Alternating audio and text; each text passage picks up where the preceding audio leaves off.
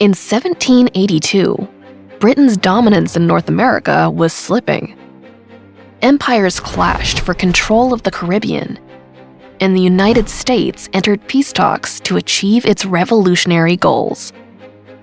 Though Britain still held Savannah, Charleston, and New York at the start of 1782, American and French forces combined to reclaim control of the South. Meanwhile, fighting continued along the western frontier. Britain's efforts were supported by some indigenous nations who fought to stop settler expansion onto their lands.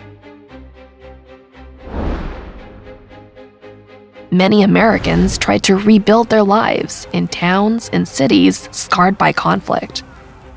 On February 27th, the British Parliament voted to end military actions in North America. The following month, it held a vote of no confidence for Prime Minister Lord North, forcing him to resign. His successor, Lord Rockingham, immediately sought to open peace negotiations with American diplomats. On March 2nd, Sir Guy Carleton replaced Sir Henry Clinton as Commander-in-Chief of British forces in North America.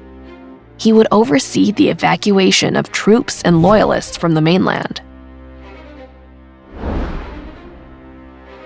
As French and Spanish fleets sailed to launch a joint attack on British-held Jamaica, a British fleet under Admiral Sir George Rodney intercepted the French near the Islands of the Saints.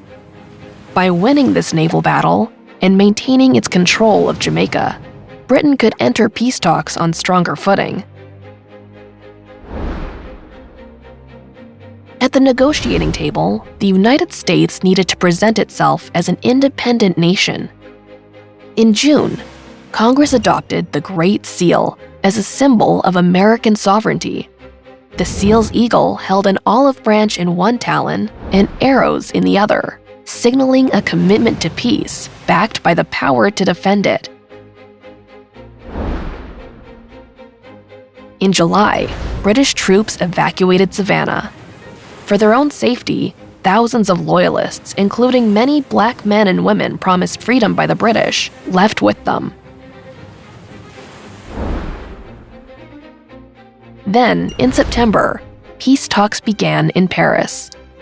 Weeks of tense debate followed, whilst the US and Britain negotiated issues such as boundaries, fishing rights, and trade. In November, one of the last skirmishes of the war involved the Maryland Line at James Island near Charleston and resulted in the deaths of Captain William Wilmot and Lieutenant Zedekiah Moore. On November 30th, the US and Britain signed the preliminary Articles of Peace, which tentatively recognized American independence. In December, British troops evacuated Charleston. The war was nearing its end, but the final echoes of fighting would linger into 1783.